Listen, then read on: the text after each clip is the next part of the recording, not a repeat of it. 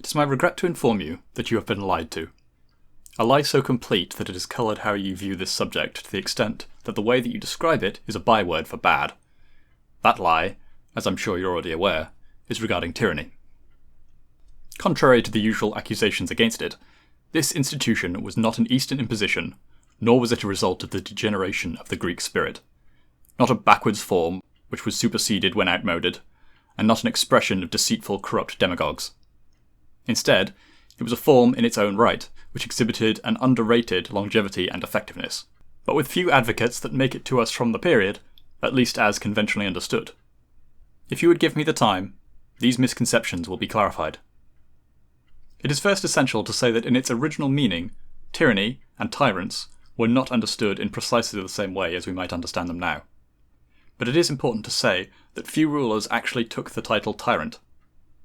For uniqueness and understanding, I will continue to use the term, but there are many titles which come under this umbrella, including Archon, Basileus, Strategos Autokrator, Dynast, and others, though early on tyrant was actually used. Far from arbitrary or unjust rulers by necessity as a factor of their descriptor, tyrants were initially just another form of sole rulership, that is to say, monarchy, but a complex political landscape has left us trying to navigate more than 2,000-year-old rhetoric. Even at the time, towards the later period we'll be discussing, this was already the case. So unfortunately, before we may even discuss the history and structure of tyranny, we must first address the modern meaning, evidencing one of the most enduring and effective historical concept assassinations ever carried out. Although it originates from many quarters, one of the most powerful was through the conflict which persisted between the philosophers of classical Greece, in particular Socrates, Plato, and Aristotle, and the political establishments of their day. But even before them, the propagandists were already hard at work tying tyranny to a purely Eastern form. Indeed, hence the term in part, as it seems to have originated with the Lydians to the east. During the Greco-Persian Wars, it became closely tied to the Persians, who are supposed to have deliberately set up tyrannies to rule the otherwise freedom and democracy-loving Greeks of Ionia, and tried to do the same everywhere. They didn't, but more on that later. And even further back, deceitful and degenerate scoundrels like Pisistratus and his sons are supposed to have tricked their way into power before being rightfully slain by tyrannicides, acting as heroic avatars for the people and the champions of democracy. As you might be able to infer, there are problems with all of this, so much so that one might be closer to the truth by inverting the whole narrative. We can do better than that though, so we shan't be so lazy. Before we begin in earnest, the old slander that the tyrants were uniquely evil or vicious must be done away with. Sure enough, there are instances where tyrants can appear heavy-handed, absent other context, but were one to make the case that tyrants are worse than the alternatives, the Corcyraean oligarchs, the entire population of Melos, the Spartan helots, and plenty more would beg to differ, having faced great barbarity at the hands of oligarchic and democratic states. These cases can be understood in places as self-preservation or punishment, but, as with Dion of Syracuse, who was accused and almost certainly guilty of conspiring with the Carthaginians to usurp the rulership of Syracuse from his nephew, Dionysius II, so too can tyrannies be said to be acting in reasonable self-defence. As with so many things which we will discuss, however, they are not given the benefit of the doubt, where others so often are. In a similar style to the previous examination of the Annex, a chronological overview then. As mentioned in that prior video, Greece, and most others, grew up under priest-king monarchies. Over time, and one by one, these monarchies were supplanted either by oligarchies or by a form of more secularized kingship, often followed by the same oligarchy. Many of these oligarchic families still maintained their prestigious bloodlines, which would have made them rulers in earlier times. But as they were all uprooted from their original localities, they had to vie with other families who could claim similarly heroic ancestors. Many of these began to group into city-based factions, which would engage in destructive conflict with one another. Either by way of invitation as a mediator, imposition by an outside power, or by personal excellence, one man would find his way into a position of dominance akin to kingship, but not totally unrivalable, and thus requiring much affirming. The way that this power was henceforth used varied somewhat, but commonly a priority was to write or rewrite the laws and constitution of the state. In particular, figures like these include Draco, and possibly Solon, in Athens, and Lycurgus in Sparta. Others, like Cypselus of Corinth and Pisistratus of Athens, focused on building up infrastructure and trade, while those like Polycrates of Samos focused on militaristic exploits. To prop up their support against their most plausible rivals, the other aristocrats of the city, and generally lacking dominion over other cities which might be played off against one another, these figures often, but far from always, raised the status of the poor citizens, or even sometimes slaves. After this, the history is far more particular, and it already contains many regional variances. The Ionians, for example, seem to have mostly reached their oligarchy stage, then lacked the time to enjoy a full tyranny stage before coming under the rule of the Achaemenid Persians, who, upon being confronted with the same issue of factionalism among the Ionian aristocracy, chose to themselves set up tyrants who could be a single point of contact. Many of these tyrants thus became associated indelibly with the Persian overlords, despite the fact that every leading figure of the Ionian revolt against the Persians were themselves tyrants. Meanwhile, only a few years before, Athens had requested and been granted support in their deposition of their own tyrant, Hippias. In other cases, the Persians aligned with a single faction, but it meant that any semblance of organic progression was largely halted, and they were frozen in time on the issue of whether to collude with the Persians or to subvert Persian efforts, or even rebel. All else was secondary. Even this telling, giving discrete stages and a progression which might seem logical, is a little misleading, as it implies a sort of background set of trends which leads to, as is often argued, democracy. To illustrate this point more completely, the argument might go that different groups compete for the support of the demos. First the aristocrats, taking power from the kings on behalf of the demos, then populous tyrants. Then, at last, the demos come into their own and leave the tyrants behind to govern themselves unaided. Perhaps the main reason this argument is so enduring is that so much of the evidence that has come down to us is tied to Athens and their history, and this is not totally untruthful telling of the Athenian experience, but it's significantly lacking in a few key places. Firstly, that Athens is peculiar for their essentially coincidentally unified commitment to empowering the demos. In particular, Draco, Solon, Pisistratus, and Cleisthenes all pushed in the same direction, despite all being aristocrats who might have maintained their personal claim on power by other means. If any one of those figures resisted rather than encouraged the proliferation of rights and resources to the multitude, then Athenian history would have looked very different.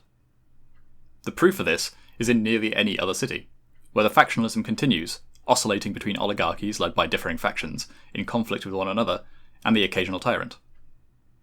Secondly, one might assume, based on this reading, that the leaders of the movement against the tyranny were the demos taking power, or at least oppositional aristocrats who made common cause with the demos. However, this isn't quite right either. The Alcmaeonid family were closely associated with the Pisistrids, though made every effort to bury this fact later. So too did they hide how they bribed an oracle so that the Spartans would be induced to support the Athenian anti-tyranny faction. Indeed, they also concealed the fact that the process of freeing themselves from the tyranny entailed swearing fealty to Persia, and in doing so brought untold misery on the whole Greek world for generations to come.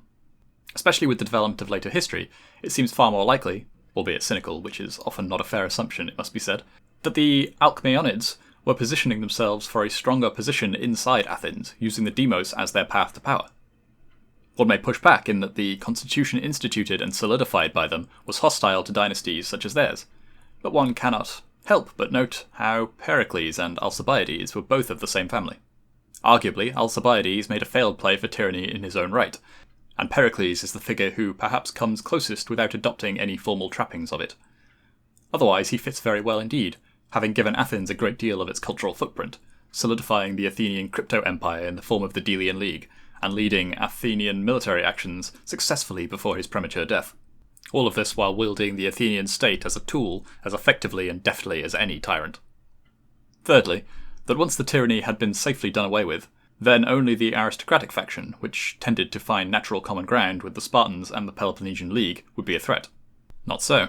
Despite it being the most constant plausible threat historically, it is instead tyranny which remains the most enduring ghost haunting the speeches of Athenian orators. Even when they did have an oligarchy imposed, it was instead called the 30 Tyrants.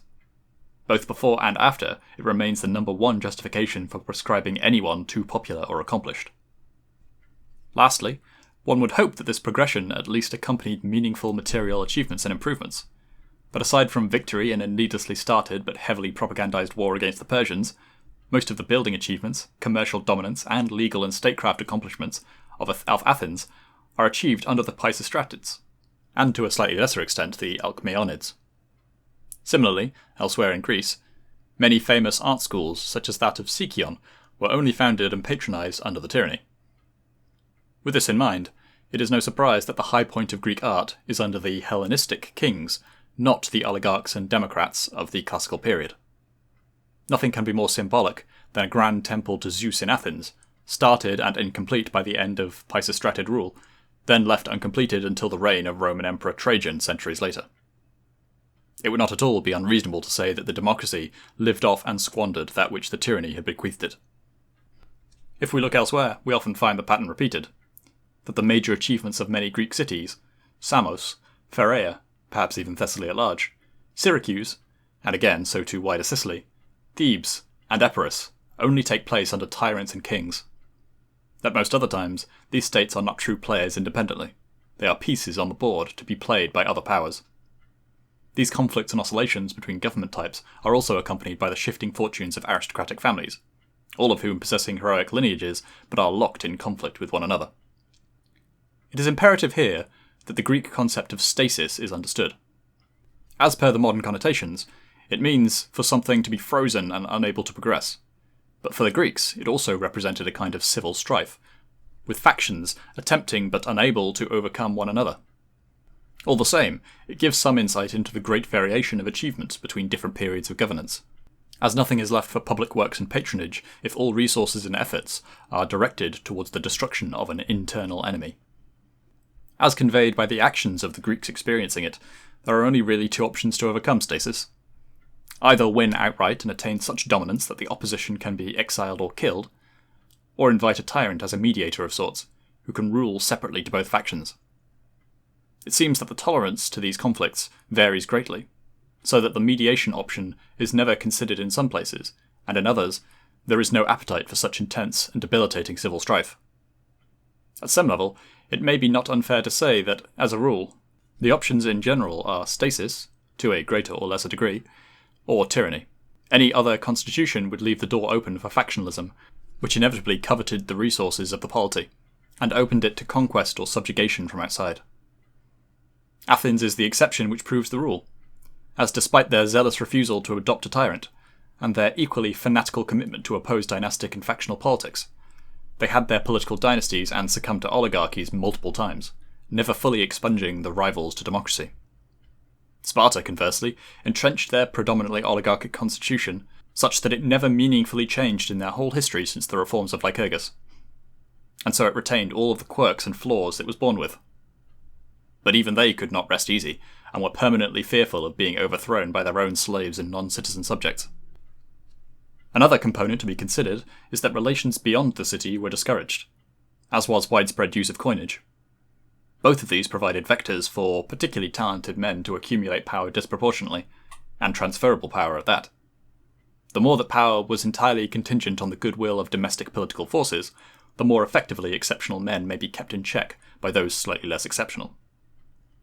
Thus, it was dangerous for any population to become too specialised or too militarised, because on top of everything else, it created more close ties to other cities, both financially and socially. And in such cases, would-be tyrants could build more robust power bases. Put another way, Greece must remain in a state of interpolis stasis, lest great men rise too high and claim power for themselves. Greek polities must stay in constant conflict and minimise trade as much as possible, or fight a continuous war against would-be tyrants, if the alternative to such a fight is even possible. Once this sense of defiant independence began to be broken down, not least by weariness, I'm sure, but it must be said not before being maintained by Persian gold, the race began to become tyrant of all Greece, in a manner of speaking. The Dionysi, Phaeacians, Thebans, and Macedonians, to name only the plausible candidates, all strove at one point or another for explicit personal leadership of all Greek lands. This is because the dynamic is the same, and the rise of these great men was kept at bay primarily through continual stasis, whether domestic or international, and enforced poverty. With all this in mind then, let me propose another grand historic model of tyranny, one much less leaning towards a kind of historical progress. Upon the dissolution, one way or another, of the priest-king monarchies, and the rise of an array of aristocratic families above a poor multitude, previously referred to as the demos, a competition emerges, perhaps evident as far back as the Trojan Wars, as discussed in a previous video, between these aristocrats. Most of these formed into factions which would advocate for both domestic and foreign policy alignments as a path to power through external aid. These conflicts were never fully conclusive, but any faction was capable of producing an extraordinary figure who would use the faction as a base of support from which to rule in a more stable and direct manner. Beyond that, it is perhaps a question of whether the superior qualities of the man himself gave rise to the achievements of his rule, or whether the singular vision of a monarch is able to provide is simply superior to the corrupt and aimless grasping of a diffuse body trying to rule. But for now, that particular question will remain unanswered. Certainly, this corruption is much lamented by ancient writers, but so too is the claimed vice and baseness of the tyrants. However, for reasons we will return to, I often find these accounts slightly dubious, especially in light of the achievements of these tyrants.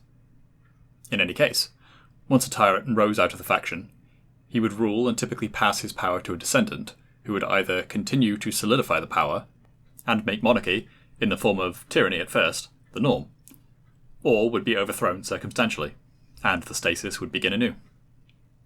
Before we move on entirely, we must contend with certain discrepancies, both in the locations of the tyrannies, predominantly out in the peripheries of the Greek world, and the three distinct periods which present high, then low, then again high watermarks for tyrannies. The primary traditional narrative states that because tyrannies are built upon poverty and desperation, the wealth built up in Greece was lost during the ravaging of the land during the Peloponnesian Wars, and thus people began to turn back to would-be tyrants. In practice, as previously discussed, the tyrannies tended to raise up the populations beneath them. In doing so, they all too often brought about their own ruin by patronising the factions which could then work against them. The thanks that Pisistratus received for his patronage of the demos was the acclamation of the tyrannicides for the killing of his descendants. Meanwhile, Polycrates of Samos was brought down by his own mercenaries.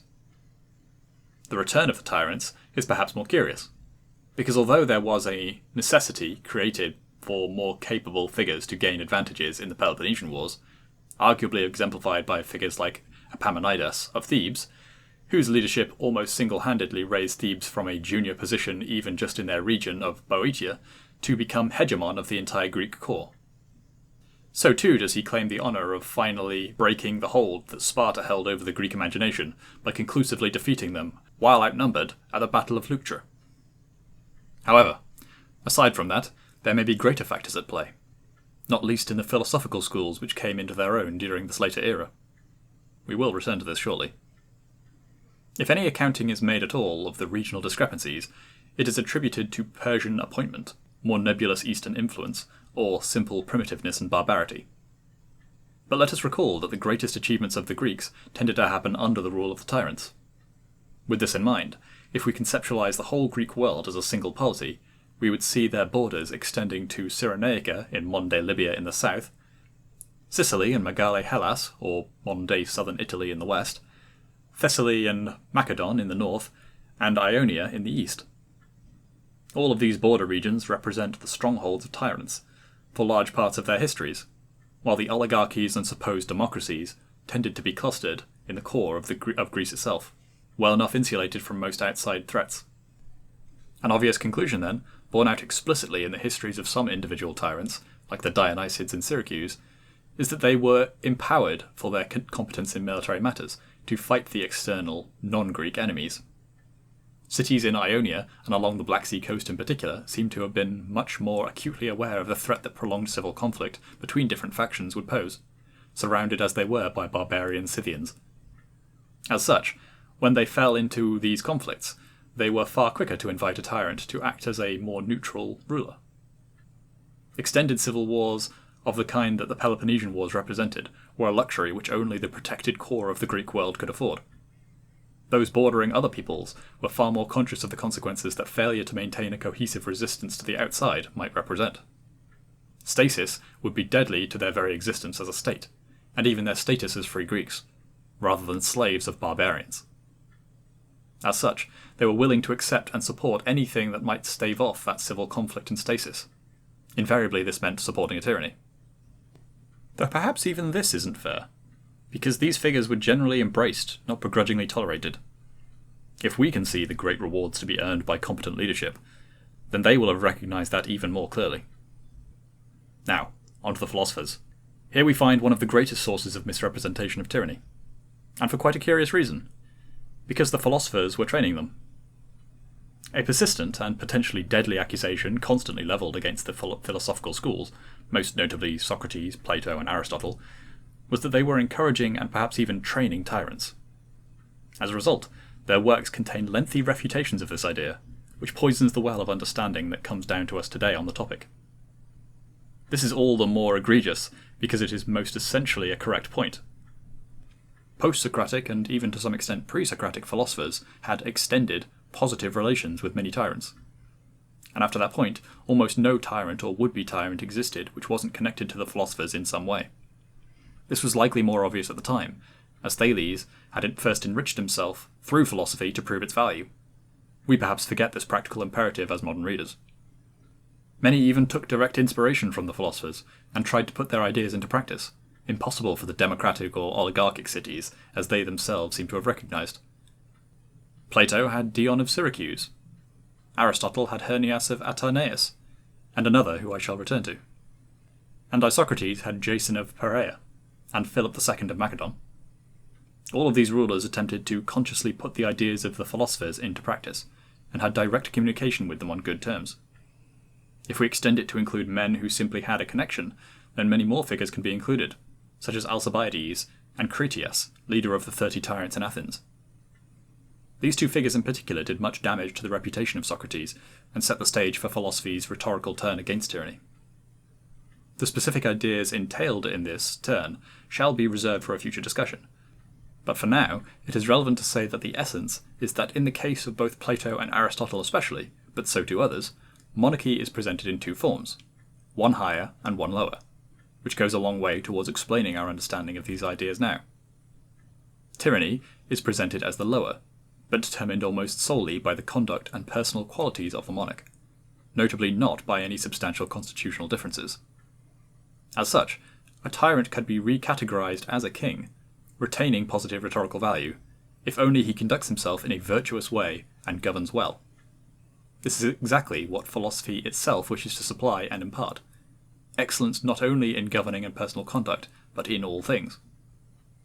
As such, for the aristocrats of the Greek world, philosophy gave encouragement to those wishing to challenge established norms, the belief that their own ambitions for greater power were virtuous, thanks to their learned position, and the understanding required for them to be effective in their pursuits and correctly directing their efforts. Naturally, as aristocrats, they already held the lineage, material means, and physical quality necessary to achieve their aims. This is how philosophy trained tyrants. Late in this process, Isocrates recognized the problems of the Greek core, in perpetual stasis and civil war, and sought a uniting project which would end the bloodshed and bind together the Greeks in a grand conquest of their lost lands in Ionia, and going further to carve out new lands to settle. He did not even approach the various oligarchies to propose this project. He appealed to tyrannies, not least due to his own project being perhaps the most pure expression of the desire for aristocratic superiority. At last then, the final account. The initial emergence of a tyrant ruling through secular rather than spiritual authority may have come either from the degeneration of the former office of priest-king, or through an intermediary stage of foreign rule or oligarchy, but he did emerge. After a period of excellence, in some cases brief, in many much longer, forming dynastic lines of tyrants for a time, the tyranny was displaced by one or another faction of the oligarchy, though perhaps with a transitory tyrant who first rewrote the constitution, attempting to diffuse power. In the wake of this usurpation, a period of stasis ensued. This represented an era where not only little is achieved, as modern connotations implied, but also politics is dominated by a civil war between factions of the aristocracy, often mobilizing every resource at their disposal, including resources of state, the demos, and foreigners and foreign powers. In the core of Greece, this period of stasis never really abates, and is most evident in the coups and revolutions described by Thucydides. But even the earlier interventions of the Spartans against nearby tyrants is indicative of what ought to be considered a long civil war, or a series of civil wars. On the peripheries, this trend was far more brief, or in some cases never really took hold, due to the threats inherent to their locale. But as such, these places continued to enjoy the benefits the tyrants granted, and began to outshine the Greek core in most fields, but especially militarily. This was due in part to the developments and proliferation of philosophy. In practical political terms, philosophical schools became training grounds for ambitious young aristocrats and heirs who emerged on the other side of the process empowered and irreverent towards the boundaries set up by other aristocrats. Instead, they continued to hone themselves and, when the opportunity presented itself, made a play for power, with the implicit endorsement of their teachers. We can see their desire for full-spectrum superiority in the many fields of interest and expertise pursued by the tyrants, even during their reigns. They were philosophers in their own right, poets, musicians, athletes, historians, writers, and more. And contrary to the image often painted of them, they wished to be truly accomplished, not merely accoladed, and competed in many of the same competitions which all Greeks did, and on the same terms. Henceforth, an arms race was in full swing between the aristocrats to reach the peak of their capabilities. For a long time, even after a tyrant had emerged in a city, he was still required to placate his own faction, and manage any extant or budding opposition, usually by exercising modesty and humility, and maintaining a technically constitutional rule, for example by putting successors to a vote, even if it's a foregone conclusion, while holding monarchical power themselves, much as the Roman princeps later would. This is because the weight of superiority was not yet so great as to allow the tyrant to rule solely in his own right, and justify his rule legitimately as such. This changed with Alexander the Great. Macedon never underwent the period of stasis associated with the deposition of the priest-kings, and instead neatly transitioned into secular tyranny. As such, major confrontations between oligarchic factions was less of an issue compared to succession disputes. However, Macedon abided by many of the same trends as aristocrats across the Greek world did, and so the fairly stable succession of Alexander III, tutored by Aristotle and bequeathed a state which had enjoyed successive rules of stabilizing and improving, gave him everything he required to be the fruition of this project, becoming the epoch-defining, perfected aristocrat and king that he was. In doing so, he became the fulfillment of Isocrates' project, and became an icon for the entire Greek world. Following him, many others attempted to co-opt his personal legitimacy, even if only by taking titles and symbols, but such was the power which association with Alexander represented. And thus was the tyranny ended, not by defeat, but by victory and achievement of its aims. Henceforth, rulers held power more personally, and in their own right, without negotiation, as Hellenistic kings.